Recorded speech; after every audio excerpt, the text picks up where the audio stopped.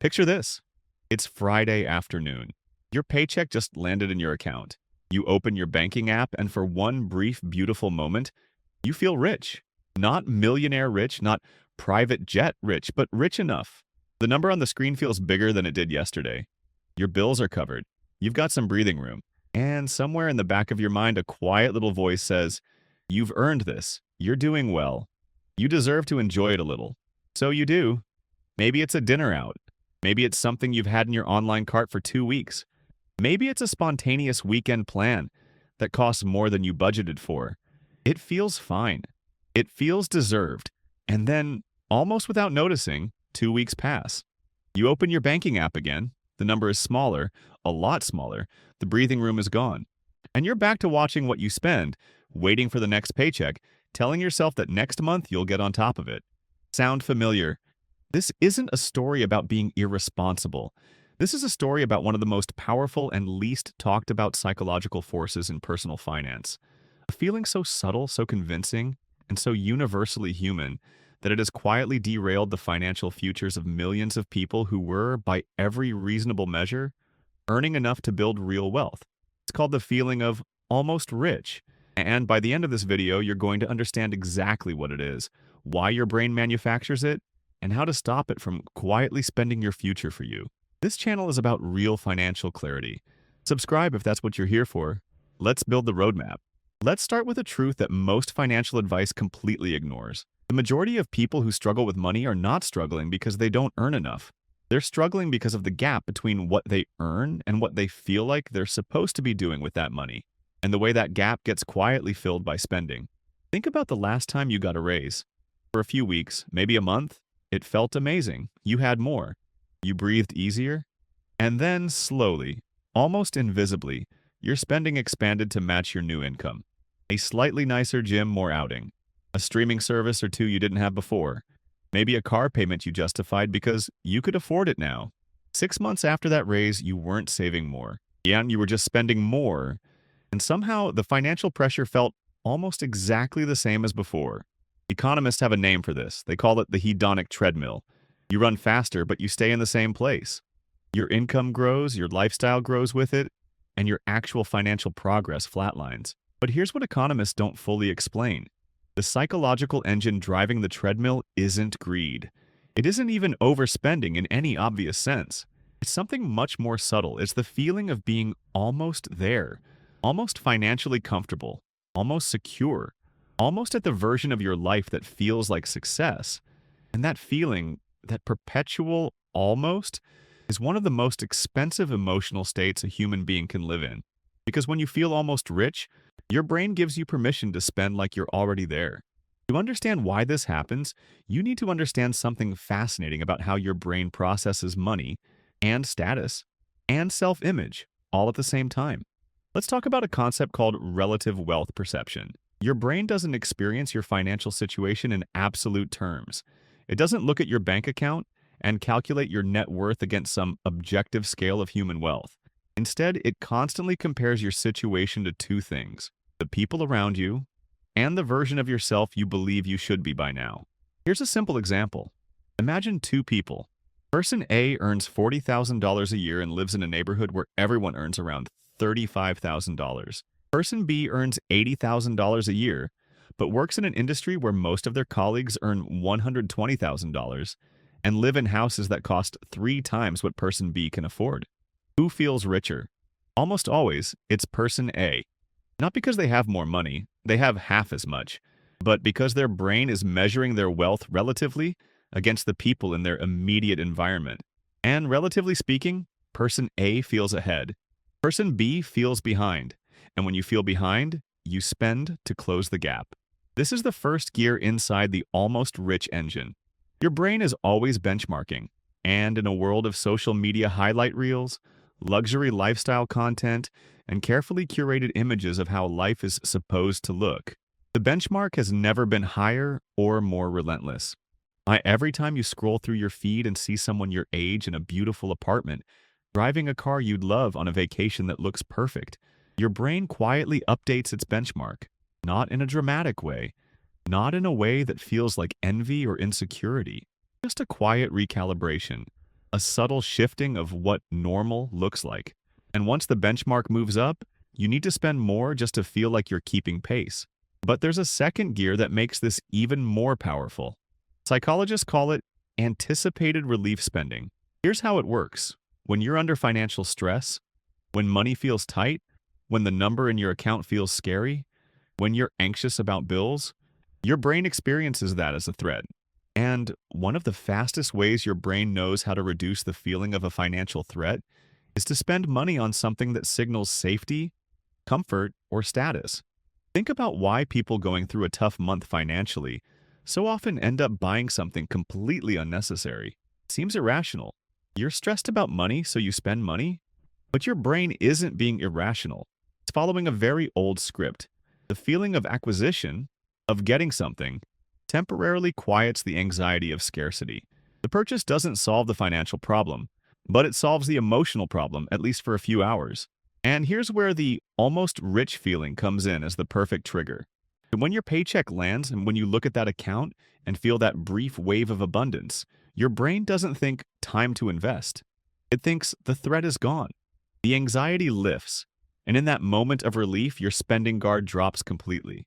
Because you don't just feel okay, you feel almost rich. And almost rich people don't scrimp. Almost rich people enjoy their money. Almost rich people deserve nice things. Your brain gives you permission to spend with a generosity it would never extend in the middle of the month. And so the cycle begins again.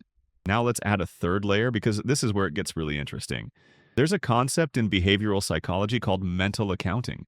It was developed by Nobel Prize-winning economist Richard Thaler, and it describes the way human beings unconsciously divide their money into separate mental categories, and then follow completely different rules for each one. Here's how it plays out in real life. You get your paycheck. Mentally, not on paper, just in your head, you earmark some of it for rent, some for groceries, some for bills. What's left over doesn't feel like money. It feels like free money, bonus money, money that exists in a different mental category called spending. And money in the spending category has completely different emotional rules than money in the bills category. This is why people will spend their leftover money on things they'd never dream of using their savings money on. It's all the same dollars, but mentally they're operating under entirely different rules. The leftover money feels lighter, less serious, more available for enjoyment. And when that leftover money creates the feeling of being almost rich, when the number is big enough to feel abundant, the mental account called spending gets a very generous budget indeed.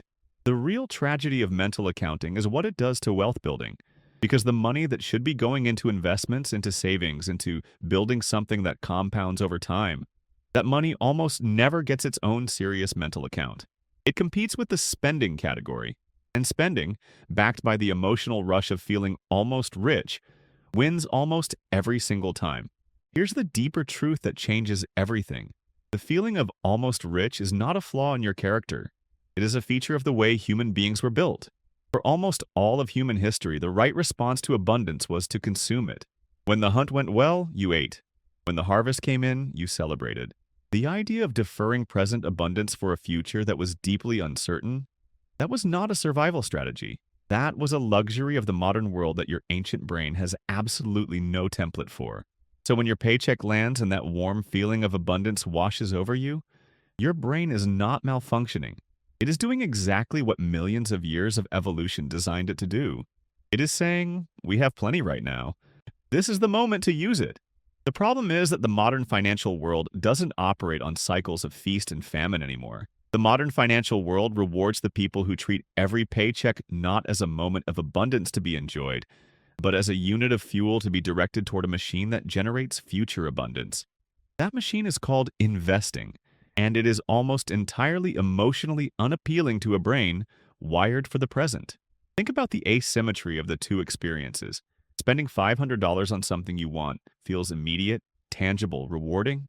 You can touch it, you can wear it, you can show it. The dopamine hit is real and it's instant. Investing $500 into an index fund, you get a confirmation email. Maybe a small number changes on a screen. There's no ceremony, no reward signal, no social validation. Nothing your brain can hold up and say, look what we did. And yet, that $500 invested consistently, month after month, is the only version of this story that ends with real financial freedom. The purchased item depreciates, the investment compounds, but your brain only feels one of those outcomes and it feels it right now.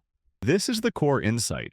The feeling of almost rich is your brain's way of unlocking the spending gate at exactly the moment when the investing gate should be opening instead. Every time you feel that payday warmth, that sense of abundance, that brief permission to enjoy, that is precisely the moment your future wealth is most at risk. Not because you're irresponsible, but because you're human. The wealthy don't feel this feeling less than you do. They've simply built systems that remove the feeling from the decision. Here's another dimension of this that most people never consider. The almost rich feeling isn't just triggered by income, it's triggered by perception of progress.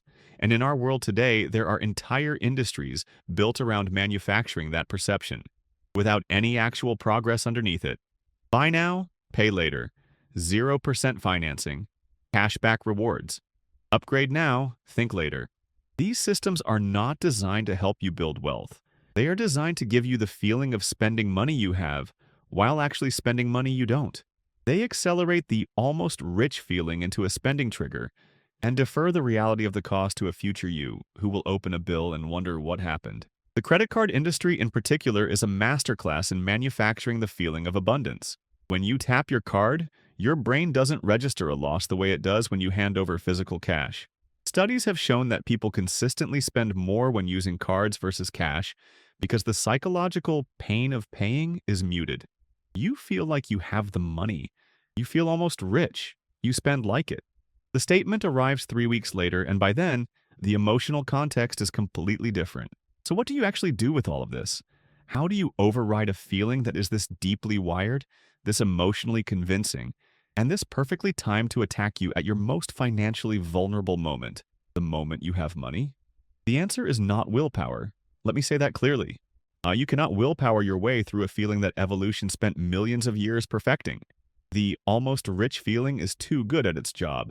Any strategy that relies on you choosing in the moment of that feeling to do the less emotionally rewarding thing, that strategy will fail eventually.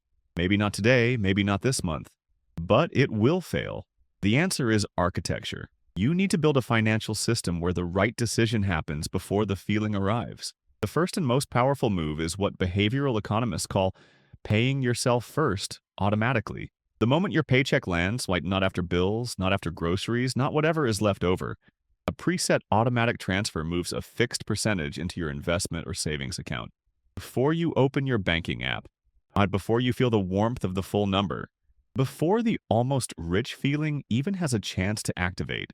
What this does psychologically is just as important as what it does financially. When your brain opens that banking app and sees the post-transfer number, that becomes the new baseline.